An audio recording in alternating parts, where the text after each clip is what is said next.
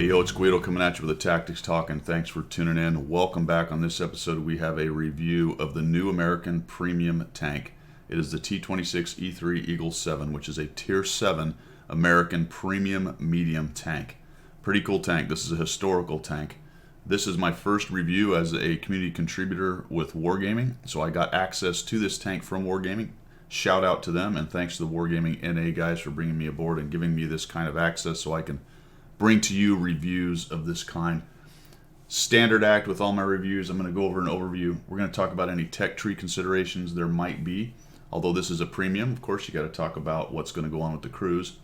We'll look at the 3D model as best we can.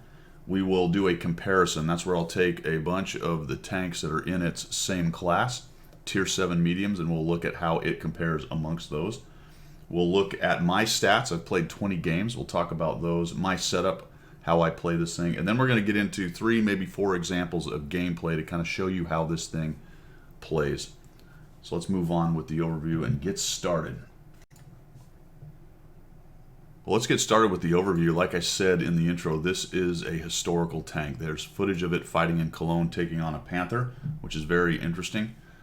Taking a look at it, you can see that it is fairly large for a medium tank. One thing to remember about this is it is a Pershing, so it is one of the early Pershings. If you look up here, it's a tank under Sergeant Bob Early's command, serial number 26, used by E Company 23rd Armor. Participated in Operation Zebra, which was the trial of the new Pershings in 1945 for the Battle of Cologne on May 6. It took on a German Panther in front of the Cologne Cathedral and ended up killing the Panther with 3 shots. So it is a historical tank, and it is a early Pershing. So what that means is, in the game, as far as game terms go, is it is a Tier 8 tank, down tiered to Tier 7 in kind of a stock configuration. So that's something to remember right there. Remember that the regular Tier 8 Pershing that's in the tech tree is actually a Tier 8 tank and can fight at Tier 8 pretty well. Well, this is a kind of down tiered, and that gets a little bit interesting on how they balance those things. We'll talk about that a little bit as we go. When they take a tank that performs well at Tier 8 and then down tier it with guns and some mobility nerfs and things like that, it makes it kind of an interesting tank in there. This tank does have regular matchmaking, so there is not any preferential matchmaking with this, so it will see Tier 7s. But you can see that it's pretty big, not as big as the Panther. There's the Panther that it took on, although the Panther it took on did not have the big long gun right there. As far as the T20, which is its direct counterpart on the tech tree, you can see that it's quite a bit larger than the T20, although they both carry that 90mm gun. Panther M10, I will show that one, although this is a preferential tank. We'll talk a little bit about that, and that is in my comparison, but you can see that it's a little bit smaller than the Panther M10. T43, roughly comparable, maybe a little smaller on the T43. Things like the Comet, or this is actually bigger than I would have actually thought. Comet's quite large. Take a look at the Leo. Leo's low slung, so it's a little bit bigger. So you can see that while it's not massive, it's not really tiny. I would say it's solidly in the middle right there. We'll take a look at the armor and everything later on, but remember that the crew is 5 personnel. So we'll move on to the tech tree, and we'll talk about that in just a moment. The other thing to note is while the front armor is angled, it's not angled very much, which is kind of a hallmark of the early American tanks. The Sherman is similar to that. It's got a great big huge front plate, but it's sloped but not very sloped kind of idea. And the sides are kind of big billboards as well. Lots of tracks in there to eat heat, that kind of thing. Decent mantlet, although the turret's not armored very well, and again, we'll talk about that when we get into the comparisons. Let's move on to the tech tree considerations. As far as the tech tree goes, obviously it's a premium, so there's no upgrading to do. You're not going to move on from it to another tank. However, as a premium, it is supporting your American crews. It's a good trainer. It makes you credits, all that kind of good stuff. So looking at that, what does that really mean? Remember I said it has a 5 crew setup. You're going to have a 5 crew setup in the Patton, Pershing, and all the way down through these mediums. I don't even know, maybe to the Lee. The Lee is actually 6. There's 6 guys in the M3 Lee. Get to the M4, it ends up being 5. So the crew, or the tank, will train crew for all of the American mediums up to the Patton. At the M48 Patton, you're going to lose the radio operator, but it will still be a good trainer for that. You're just going to not be able to train the radio operator while you're driving your Patton, which probably doesn't bum you out too much. There's the weird hybrid line over here, the T5041 and the T69. Both of these are running with 4 crew. So again, you can train your crews for those tanks in your brand new Tier 7 Eagle 7 Pershing, but you're going to be not training the lonely radio operator who will be sitting in the Pershing waiting for his buddies to return. I didn't actually realize that there are not that many American medium tanks out there. That is kind of surprising. Although there are several premium tanks, things like the T26E3, the 46KR, and now the Eagle 7 at Tier 7. So there's quite a few premiums out there. So if you're already running a Super Pershing or a M46KR, you probably don't have a lot of use for the Eagle 7 other than, hey, I want it, or it's a cool tank. So those are always valid reasons. So that's the tech tree considerations, not a whole bunch of there other than thinking about your crew training. Let's move on to the 3D model.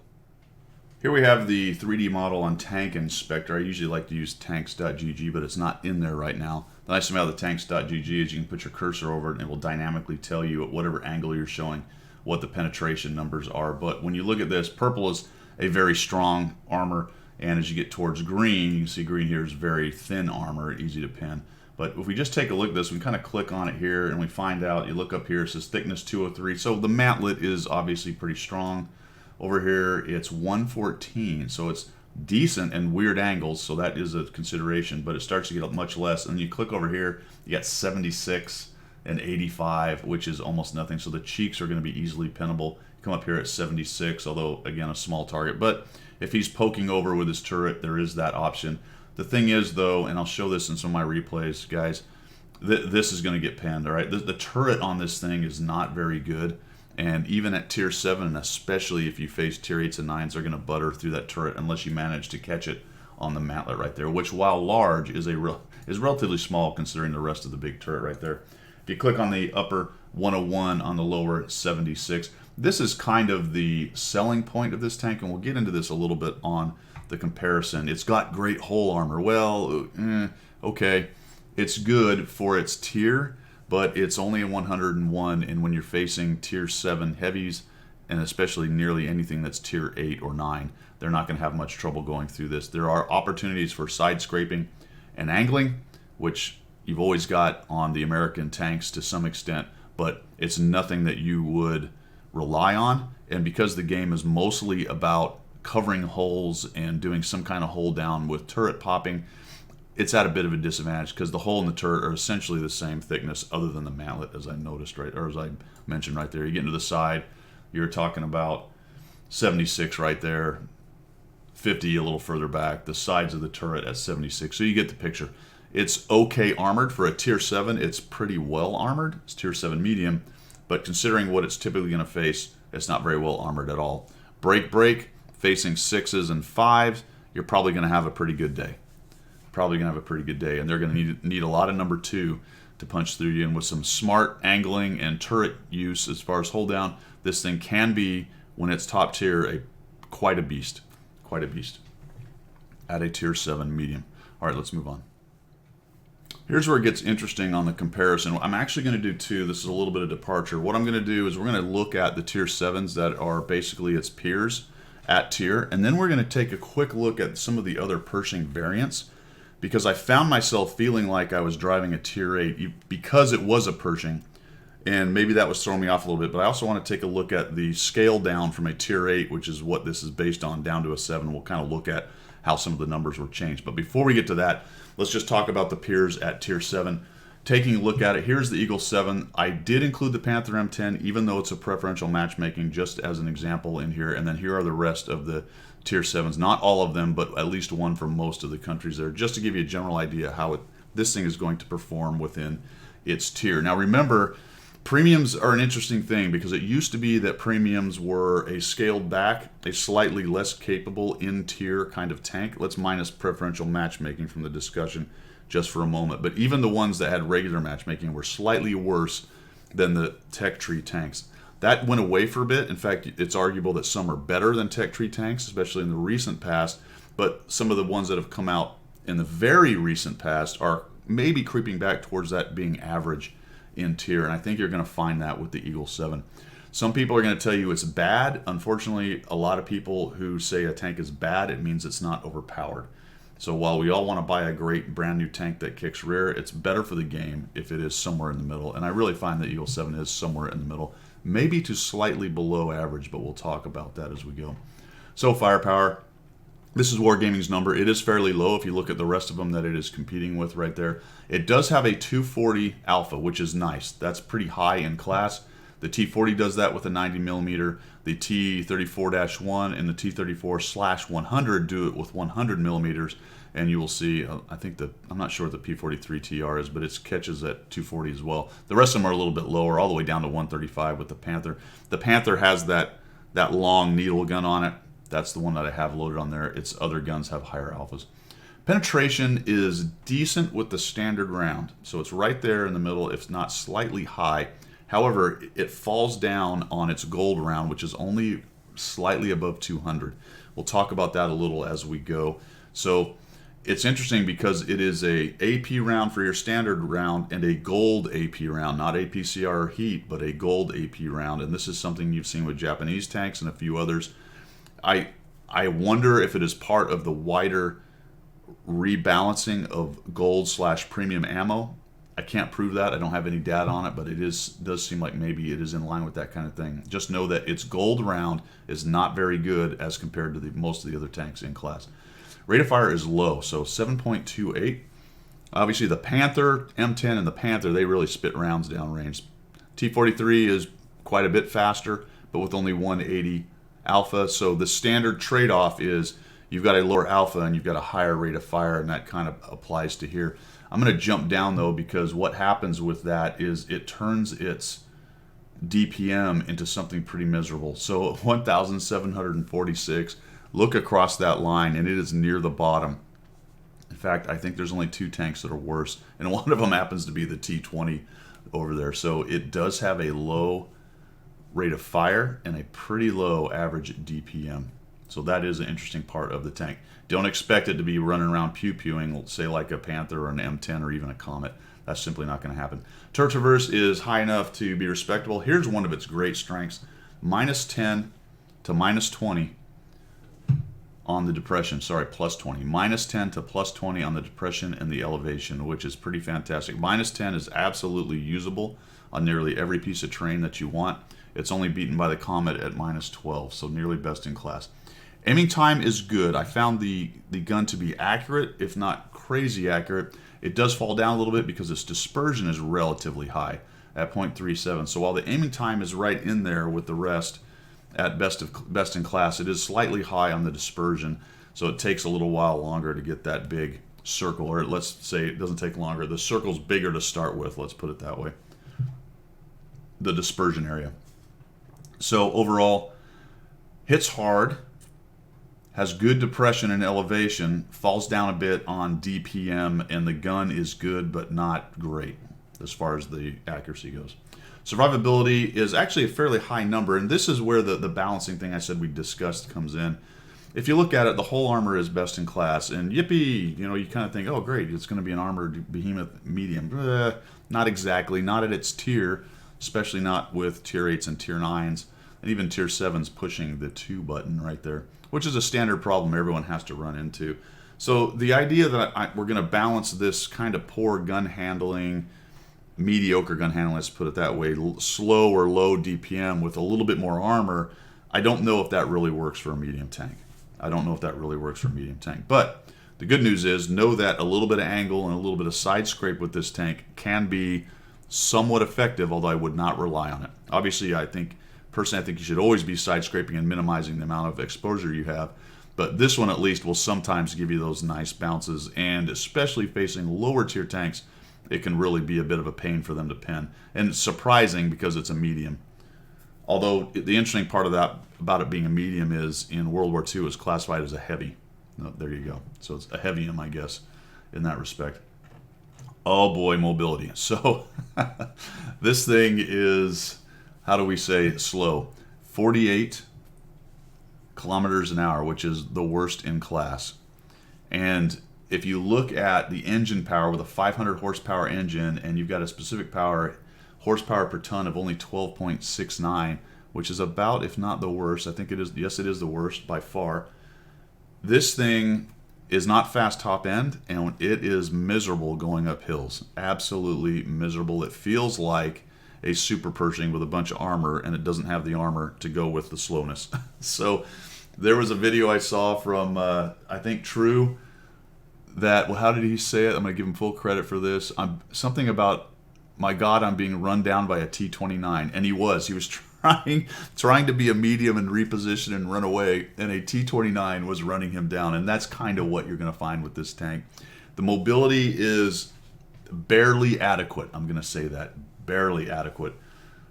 Barely adequate. I tried to come up with something nice, but really it's very slow and sluggish.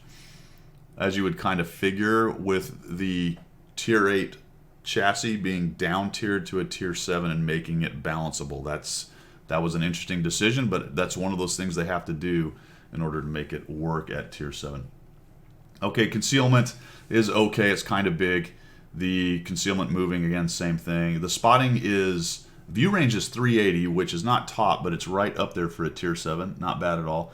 And the signal range is 777. That's very important. Just kidding. Why do the Czechs have such amazing radios at 887? All right, I always make fun of the view range, or sorry, the signal range when I get there, because goodness gracious, who cares? There's a point at which the map is saturated, somewhere around Tier 5 or 6, where all the radio ranges simply do not matter. It'd be nice if Wargaming would wicker that a little bit and make the radios matter. But there you have it. That's where we are. I didn't talk about hit points too much, but it's right there in the middle at 1200. Not bad at all. So that's the comparison for peers. Let's take a quick look at comparison amongst Pershing clones. All right, here just compared against, arguably these are Tier 8 tanks, so noted right there, but we're just taking a look at the Pershings real quick. One thing I don't think I mentioned before is when I do my comparisons, I strip all the equipment off, I take all of the perks and skills off the crew, I put a 100% crew in, and for the tech tree tanks, they have their top modules. So that's how it's set up, no paint, no anything like that. That way you get basic numbers off of a 100% crew and top modules, and of course premiums are premiums, that's how they come. So you've got the Eagle 7, the Pershing, the Super Pershing, and the M46 KR, all at 240 damage per shot. Alpha right there. The penetration, so you've down-tiered Eagle 7, it's got worse penetration. That's kind of the idea right there. Rate of fire is actually similar. Reload time, similar, although a little bit, well, almost a second higher on the lower tier Eagle 7. That makes sense. These are roughly similar for the traverse speed of the tank. Gun depression is the same, basically the same turret kind of idea right there. Aiming time, very similar. All these are similar. Even the DPM, although the Tier 8s have it slightly, not by much. So DPM on American mediums, is at least the Pershing clones, does not seem to be kind of its top strength there. Here's where it's interesting. The whole armor is basically the same, although it falls down on the turret armor. I say falls down. These are Tier 8s compared to one Tier 7. Except for the Super, but remember the Super has that spaced big plate sitting there as well, the extra armor, but it's all spaced armor sitting on that thing. So the same whole armor, a Tier 8 down tiered to a Tier 7.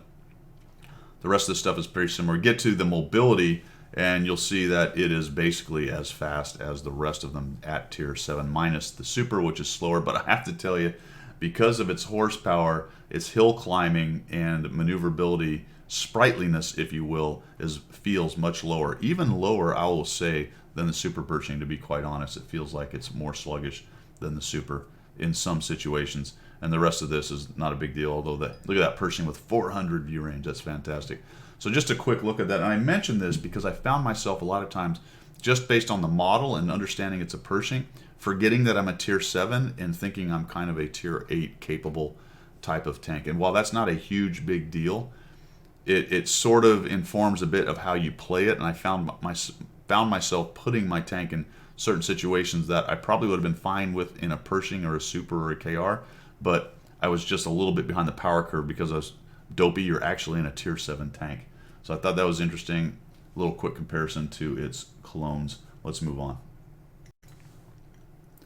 Alright, so what are my stats? I only played 20 games in this thing. I thought that gave me enough to give a review capability, although it doesn't really normalize what my stats will end up being. For me, 100 games kind of gives a good indication of what you're going to do. You'll see it's down to 45%. The interesting thing here is that I went 8-2 in my first 10 battles. I almost stopped right there and did the review and said, oh, that'll look good, right? It'll be great. And I thought, you know what, let's just have 20 battles, see where we shake out. And I proceeded to go 1-9. which ended up being 9 and 11, which was sweet action, 45%. But average XP, and I do run premium, so that's why that's going to be higher potentially. But 1,000, any tank I can run with a 1,000 average XP is about where I want to be. I'd love to be higher, obviously, but at 1,000, I feel like I'm probably playing that tank pretty well. Take a look over here, 74% hit rate. Yeah, that sounds about right. If you're in between the 70s and 80s, I think you're in the right spot. Damage ratio and destruction, pretty high. That's all right. Maybe a little low on the damage from where I want to be. Armor use was interesting. Anytime you start getting past about 50% up towards 1, that means your armor is actually doing something for you and is helping you survive a little longer. So at 0.52, that's actually pretty good for a medium, to be quite honest. And I did have some top-tier games where I was able to bounce quite a bit. I talked about the experience. Damage cause is 1,600, which is at the high end of my tier 7s and pretty good. Again, small sample size, noted. It's only 20 battles.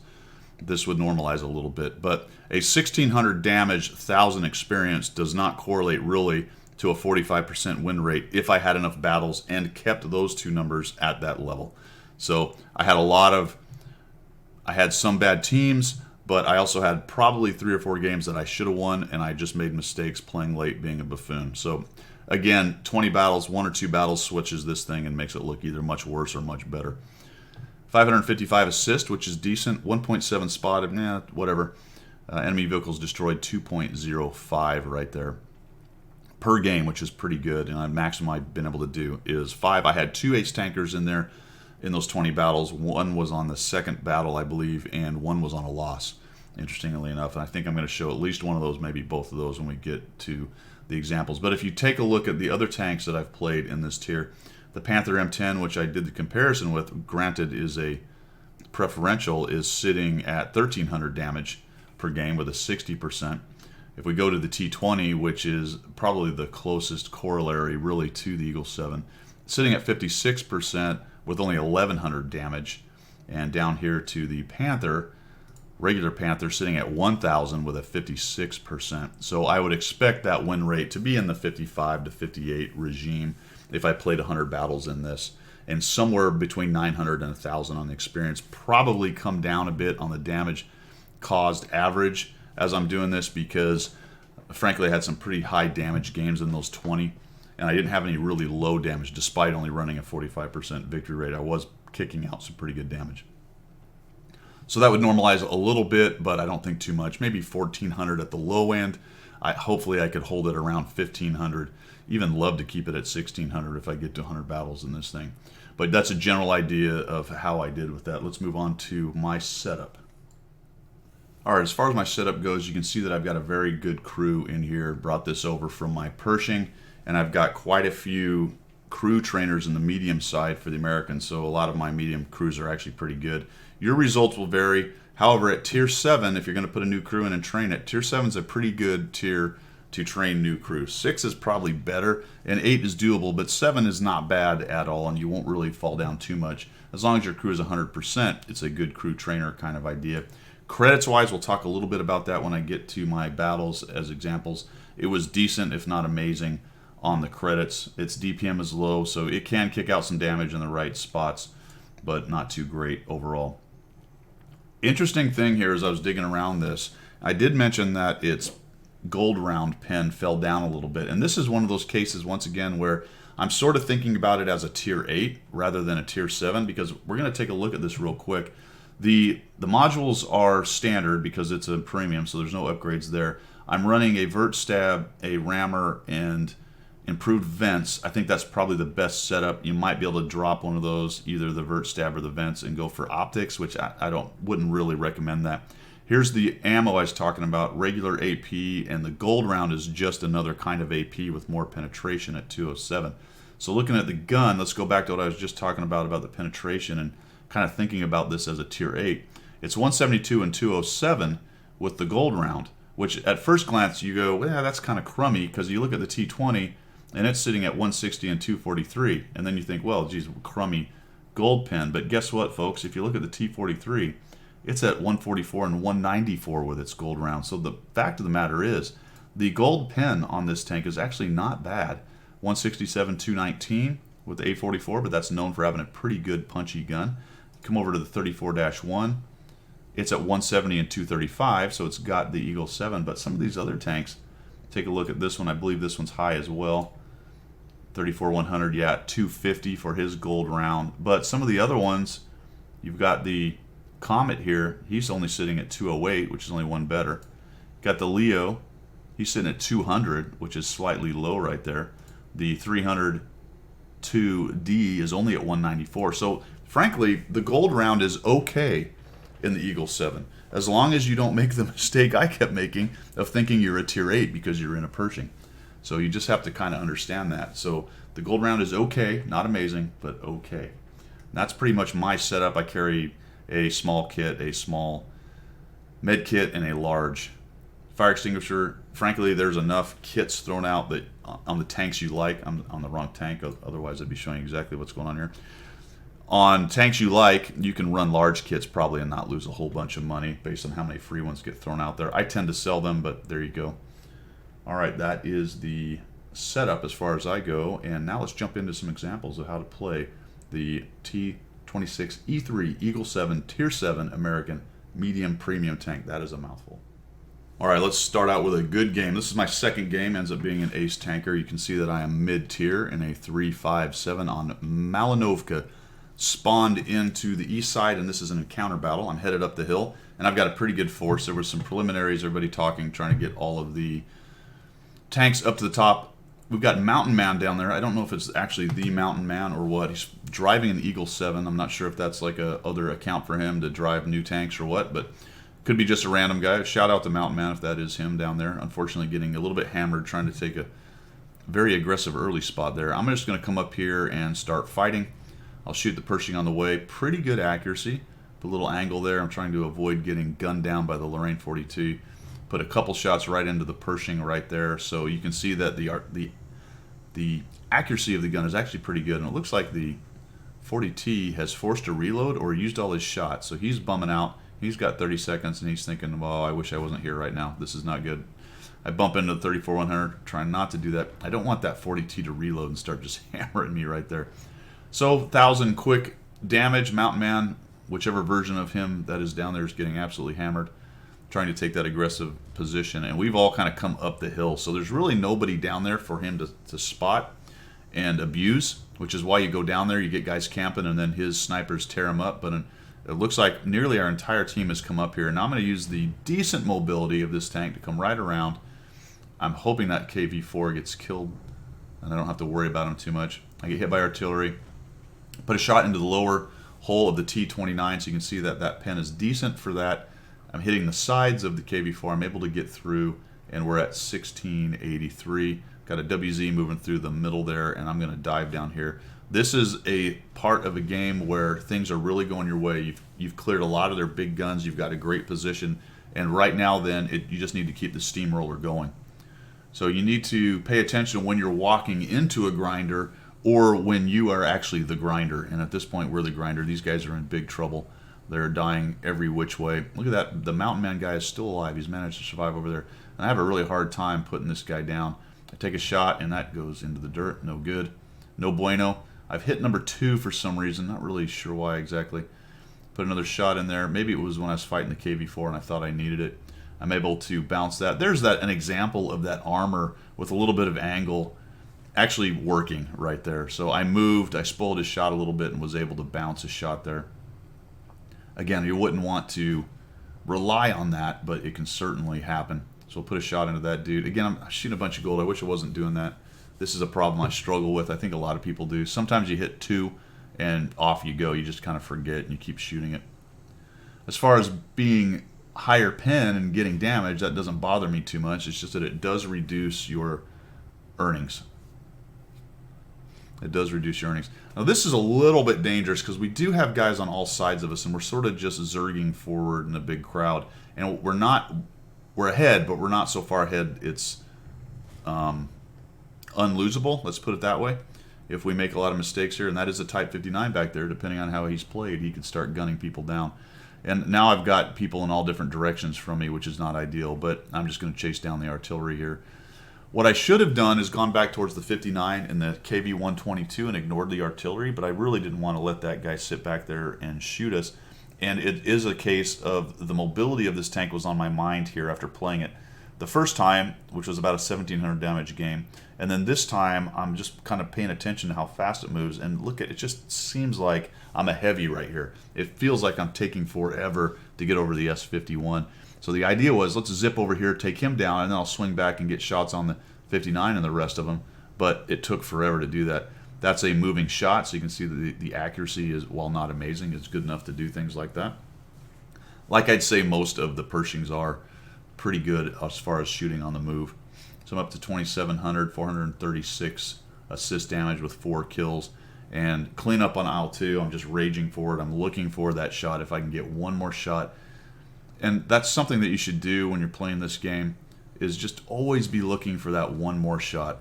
I think I lit him on fire and ended up getting the rest of the hit points, and down the KV-122 goes.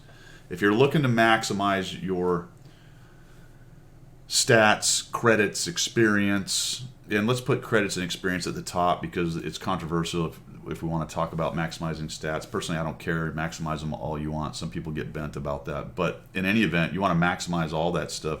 You need to always be pushing to get that next shot. And frankly, that can be exhausting mentally if you're really stressing about it and pushing. It is interesting. It's a pixel tank game, noted, but sometimes you can get yourself wrapped around the axle on that stuff. However, if you want to do it, you've got to always be looking for that next shot. So there you go. A 5-kill, 2,949 damage, 436 assist. Ends up being an ace tanker on Malinovka. Now let's move on to the next example. You can take a look at the earnings on this one, and remember that I fired all my gold. I had 10 rounds, I fired all of it, so that will be a limiting factor on my credits. Let's move on.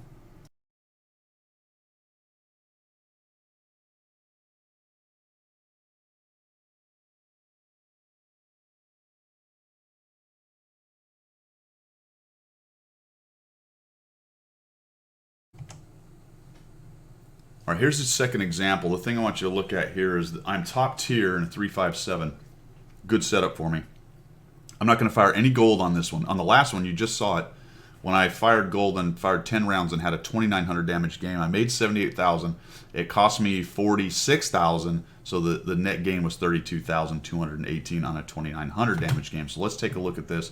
Top tier on Live Oak spawned into the southwest corner, and I'm headed over here to the tracks, and we get a good setup immediately. I'm looking at what they sent into town. Some of their big dogs are already over there. There's nobody here. Our light tanks have all pushed up and over. I'm going to speed this up to get me into the action here, but they just did not send anybody down here. We're going to come up, take a look. Once I see them behind that ridge right there, I know that I'm going to have a good day over here. Why? Because this tank is a Pershing and has great gun depression, and what I'm facing, the Leo and the T-34S, I'm going to probably have a pretty good time with my turret, not worrying about these guys a whole bunch, except that I'm going to shoot into the ground. Sometimes the American guns, the 90mm, they feel a little derpy, and some of it is the kind of large dispersion, not terrible, but a little bit large, and maybe taking some of those snapshots, you can get a little bit of derpiness going on, but right now I'm having a good time shooting guys. The Cromwell just gets in there and starts waxing them, and this is kind of where the wait for the reload drives you a little bit crazy on this tank, because if you're thinking, hey, I'm a tier 7 medium, and you've got that kind of timing down where tier 7 mediums shoot maybe every 5-6 seconds, and this one sits at 7 seconds. Some of the tier 7 mediums are even in the 3-second regime. You can get yourself a little bit off on when you push. So just remember that this particular tier 7 medium has a relatively long reload for its tier, and the timing of your pushes and when you can get 2 shots off in an X amount of time is going to be a little longer than you might expect. So I just drive up and over and shoot him. I take a couple hits there. The Achilles actually bounces, so the armor works out for me right there. And I'm up to 1,000 damage and 643 spotting. Basically, hey, well, let's just push into these guys because it's a good day. These dudes are completely surrounded. Our city folks and the standard campers on the Sniper Hill have held them long enough that the Zerg rush down the railroad tracks has time to get around them, and that is the danger of taking a lot of tanks against a few of theirs. If your other flank falls fast enough, the advantage gained can sometimes be negated. But the good news is most teams and players are relatively passive, so even though they had a huge overmatch in town, they're futzing around, and that has enabled us to come around behind them, and really it's all over but the shouting. I'm just going to go in here and try to get damage at this point. My poor radio operator is dead. That is what they are for.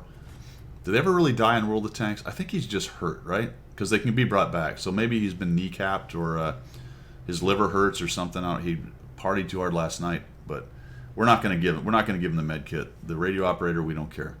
Is that why radio operators' experience is always bad? You know, we're really getting off on a tangent here, but I think that is true. So we'll hit the AT2 again. Decent accuracy. I would say that more often than not, those kind of quick sort of snaps work, but occasionally it feels derpy. I know I'm talking out both sides of my face right there, but I think what I'm really saying there is it is a decently accurate gun, and you can count on snaps, but don't act like it's, you know, the best laser ever. E25 goes raging in there, and this poor KV2, he's got no chance whatsoever. I'm going to try to ram him, see if we can get him down here. I actually get the kill. No idea how. I thought for sure that E25 was going to finish him off. We're down to 4 kills, so I have not pressed 2. Often I'll say I didn't need it. Air quotes. I didn't need it. I don't really subscribe to that. If you feel like you want to shoot gold, go for it. It is just an economics question as far as I'm concerned, and a gameplay balance question, but that's a larger meta thing than, hey, I'm in this battle and I want to shoot tanks. So if you want to use it, go for it. I don't really care. I think there's an argument for it needing to be balanced, but that's completely outside of, hey, I'm in this match. What do I press to shoot? I don't care if you press 2, but your wallet does. So let's take a look at actually what I got out of this. It's coming up real quick, and I think you're going to find it's pretty interesting.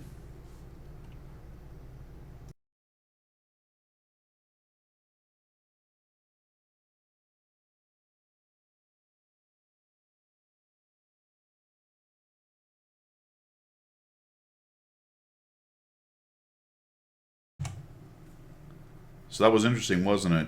1,000 less damage, no gold fired, 20,000 more credits. A good example of how gold will sap your profits on your credits.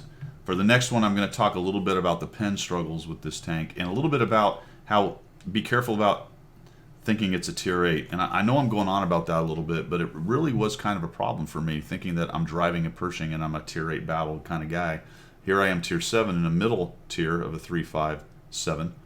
And here on Paris, spawned over to the west side. We're going to come around here, and I'm going to get a little bit enamored of the guys in the middle. I see this dude coming through, and I know there's a lot of us here, so I'm just hoping we can machine gun him down, and maybe I won't be the guy they pick to shoot.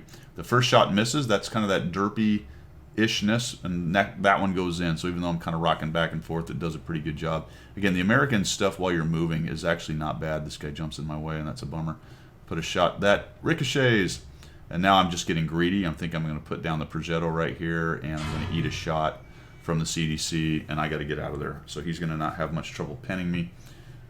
We can't quite get the Progetto, and we'll turn around. That is one of the dangers of everybody seeing guys to shoot at in that middle. We all kind of sat there, and I am the only guy who got hit. Spotted. I don't know by what, to be quite honest. Maybe somebody's sneaking around down there, or maybe that was a late spot from somebody in the middle. Maybe the T26E3 saw me when I got towards the edge. That was very odd. So now I'm going to come down here, and we're going to see a little bit of the pen struggles of this tank. I'm trying to get by this M4. Oh, he got a little salty. Had to shoot at me. So we're going to come down here, KV4, and I'm just going to come up and take this inside track. Probably jumping in front of that KV4 right there, but the 01 had fired. I know he's got a long reload. So look at this.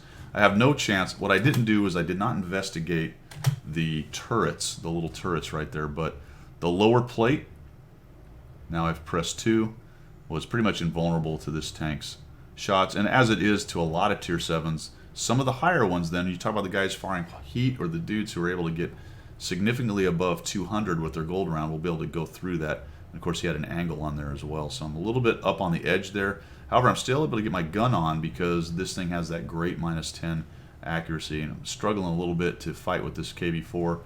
Now I'm trying to get out of his way and get around to his outside because he cut inside there, and he gets hammered by the 01. So we're going to take a look at this again. I'm going to come in here and look for a shot. Again, you kind of look here.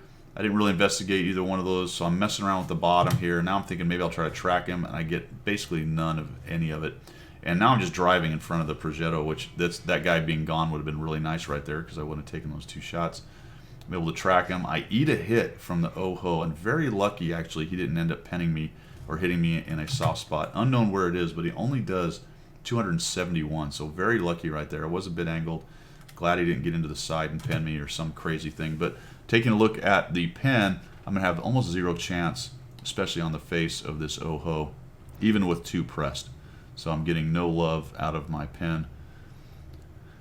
It's time to push this advantage, though. We really have numbers down here, even though the Oho is doing an admirable job of backing off and attempting to survive. The T29 hold down there probably should have been able to do a lot more than he did, but he's basically poking out, and now we've got him tracked right there. Now you can see that I've got enough pen, even with an angle, to get up underneath the relatively low thickness of the T29. I am a bit lower than him, so that's going to flat plate a little bit the angle right there for me. So I'm able to do that. The Oho, I know I have no chance. I just saw him fire, so I'm going to go by him, but look at how slow the climb is on this. Any other medium would have been much easier to zip up and by, and right now I'm kind of concerned he's going to actually get a shot on me, and thank goodness he has such a long reload. So that mobility. Here's a great loss of SA. I think I'm going to come around on the side and hit this Oho. I am thinking about the CDC, but I am not thinking about that guy. I completely forgot about and was clearly on the mini-map right there. He ends up taking me down. So the point of all that was just realize that a couple things with this. The pen can be problematic against the heavily armored stuff like Ohos and Tier 8 heavies and things, so be careful with that. 2 is not really going to automatically get you back in the game on those.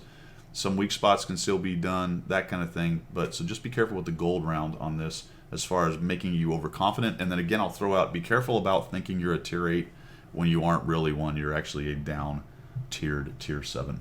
All right, let's move on to the last one.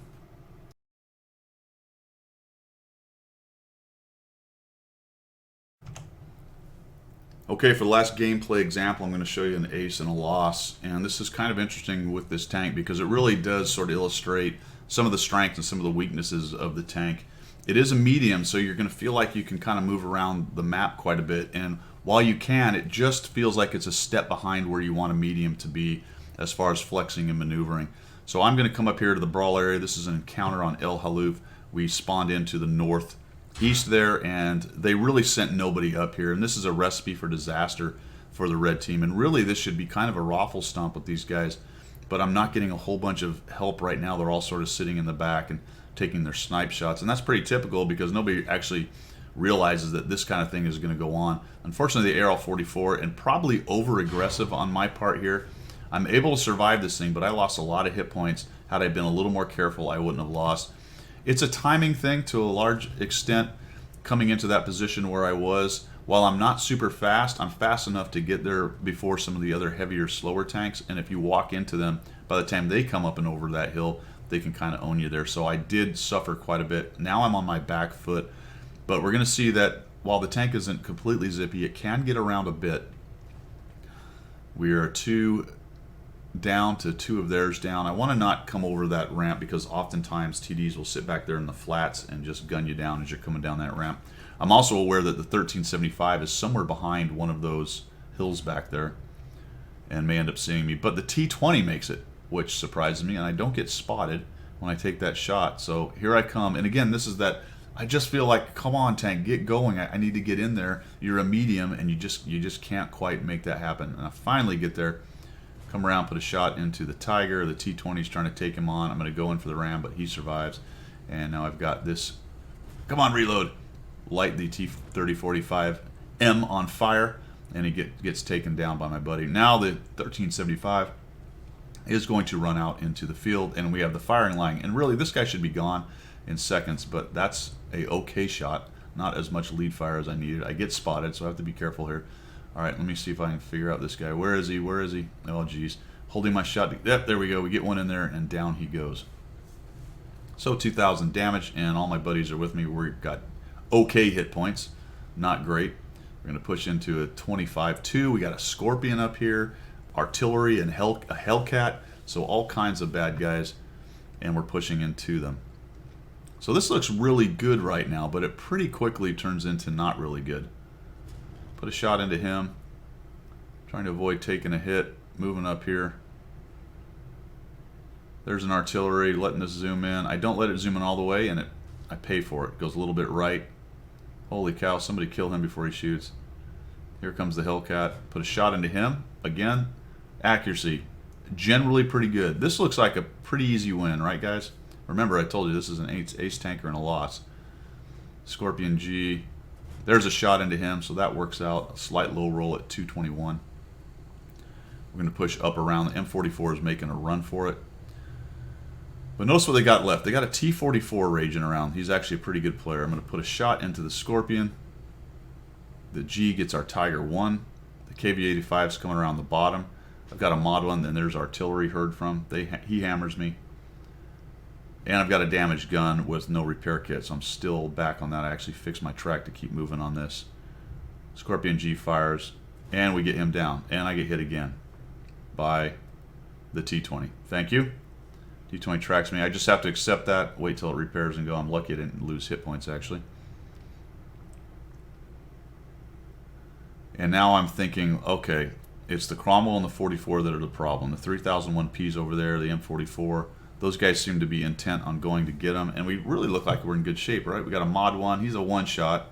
T-3045, the KV-85's got some hit points, but the 1S gets down by the Cromwell, and we've got a problem back here.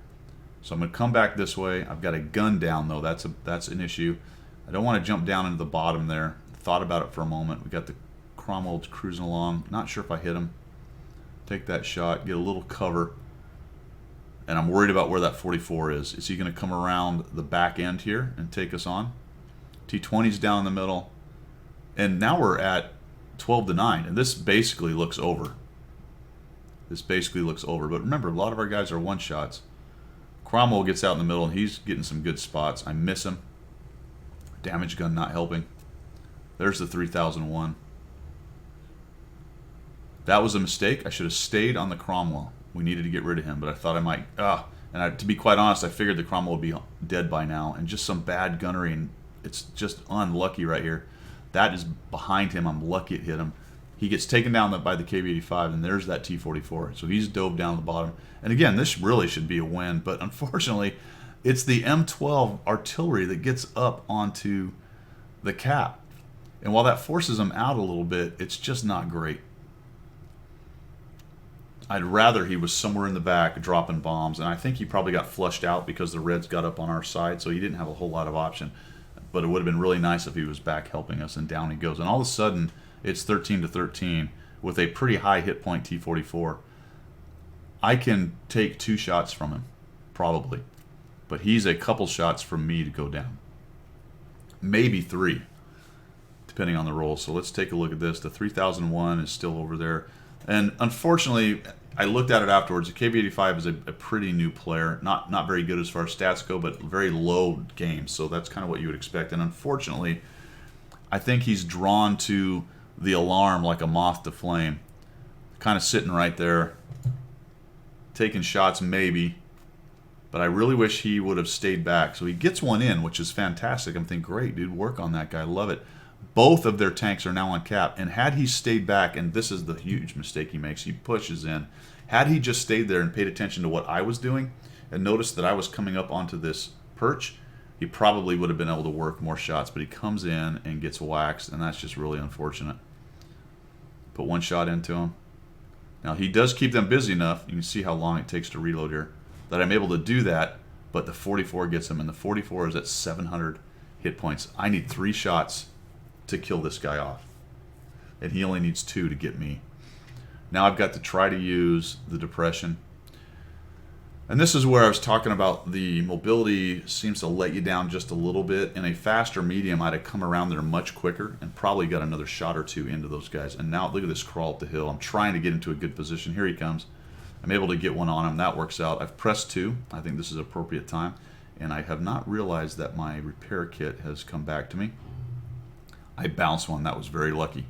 So I'm able to bounce one either off some angles or that big mantlet, but I have shaved 1 hit from him. And now he is a couple decent rolls, a 2-shot, but I need a couple decent rolls to make this happen. So I want to try to get down around here and hold down on him as best I can. Find out where this guy goes. And now it's a cat and mouse. Is he really going to come around this corner, or has he actually come turned around and come back up the ramp there. He has more mobility than me, so I'm going to struggle to outmaneuver him. I have to try to outguess him. He actually came from that way. So I put one into him, he puts one into me, and I get him down to 250. So what is he at? 250, right? I need a slight high roll. He kills me automatically unless he bounces. And the reload is roughly the same reload as his. I just have him locked, and I'm going to... Oh, man. So I take him down. 14 hit points left. It would have been a mutual kill draw kind of thing right there, but he ends up winning. So good on him for... What is this guy's name? Bile the Rule. Nice job, man. It was a good duel. Tier 7 v Tier 8, but probably for me it's just a good example of this tank being a little bit on its back foot as far as mobility and everything else goes, that I just could not get to some of the places I wanted to be quite fast enough, and ends up being an ace tanker. Lost 4,114, 271 assist, actually 930 bounced. The armor held up. I mean, almost like carrying another tank with me as far as hit points goes. With a 1,200 hit point tank down to 930, or taking 930 is about 2/3 of the tank's hit points right there, extra with you. 5 kills and just not quite enough to get the win right there. So there you have it. All right, folks, that is all I've got for the review of the Eagle 7, which I like. It is not overpowered. It is not the greatest tank you're ever going to play. It's not terrible. I mean, it is solidly in the middle. It's going to be a good American crew trainer. I think it's definitely on the list. It's interesting with Tier 7s and Tier 8s. Tier 8s tend to make more credits, but this one, if played carefully and going easy on the gold, if that's your thing and you want credits out of it, like just experience and damage kind of thing, then this is not a bad option as far as ignoring the Tier 8s and going with a Tier 7. And as far as the crew training goes, it does exactly the same crew training as the American Tier 8s will do, because the crew positions are the same. All right, I hope you like that review. Thanks to Wargaming NA for the CC slot. That has allowed me to do this. The good news here is this has come out much faster than most of my reviews will, because I was able to get access to it fairly early. It is on sale for a little while longer, so the review didn't come out the moment this thing showed up, but it's been out for about a week by the time I think this review is going to come out and you guys are going to see it. As always, thanks for the support of the channel. We've had a lot of people piling onto the channel lately. Welcome to everybody who is new, and we will see you.